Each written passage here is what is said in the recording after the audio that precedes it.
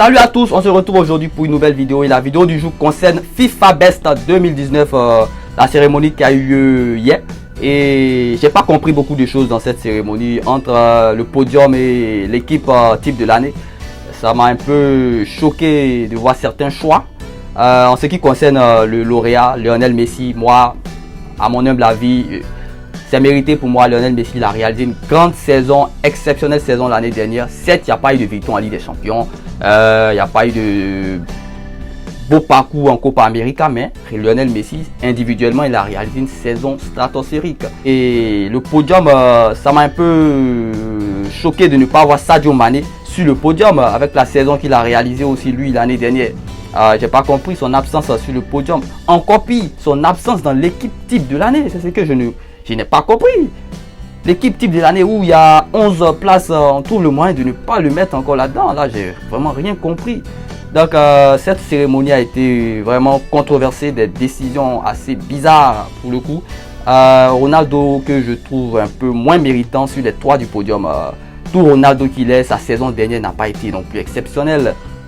Voilà, certes, il a remporté la Ligue des Nations, la Serie A, mais c'était pas non plus une saison exceptionnelle. Mané est arrivé en finale de la Coupe d'Afrique des Nations. Il a remporté la Super Coupe d'Europe, le championnat. Ils ont été dauphins de City. Il a été meilleur buteur du championnat anglais. Ils ont fait, voilà. Mané aurait mérité logiquement d'être sur le podium. C'est le minimum qu'il pouvait avoir lors de cette cérémonie. Mais dommage pour lui, il n'a pas eu de place et c'est vraiment regrettable.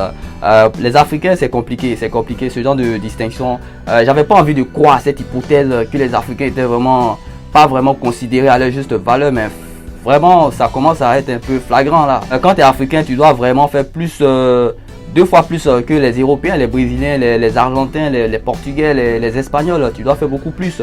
Si tu es juste en concurrence au coude à coude, c'est lui qui va gagner la bataille. Quelqu'un peut m'expliquer pourquoi Eden Hazard figure dans l'équipe type et pas Sadio Mané? Je ne comprends pas. Il a gagné l'Europa League avec Chelsea, mais la Ligue des Champions, ça pèse plus lourd que l'Europa League. Sadio Mané a été meilleur buteur dans le championnat anglais où évoluait Eden Hazard la saison dernière. Mais qu'est-ce qui s'est passé? Cette décision est quand même assez bizarre de ne pas avoir vu Mané ni sur le podium ni dans l'équipe de l'année. On a vu Jürgen Klopp, lui qui a été sacré meilleur entraîneur de l'année. Là aussi c'est mérité, clairement. Je suis d'accord avec cette distinction, comme tout le monde le croit. Revenons à l'équipe de l'année. Mais c'est quoi cette présence exagérée des joueurs du Real Madrid dans cette équipe de l'année? Marcelo, Modric, Sergio Ramos. La saison dernière du Real, je sais pas si on a vu la même saison, mais Real, Marcelo n'a quasiment pas été titulaire l'année passée. Scolari lui préférait le jeune Reguilón presque tout au long de la saison. Je ne comprends pas comment il se fait que Marcelo soit arrière gauche dans cette équipe de l'année quand il y a Andy Robertson de Liverpool qui a fini à plus de 10 passes décisives dans le championnat anglais. Ils ont remporté la Ligue des Champions. De l'autre côté, à droite, on aurait pu mettre Trent Alexander-Arnold. Pareil, il a fini à plus de 10 passes décisives en première ligue aussi. Je ne comprends pas cette équipe de l'année. Ramos, c'est son nom qui le place là ou c'est quoi? Modric, l'année passée, mais rien. C'est incroyable cette équipe de l'année qui nous ont formaté là, ça ne rien comprendre du tout.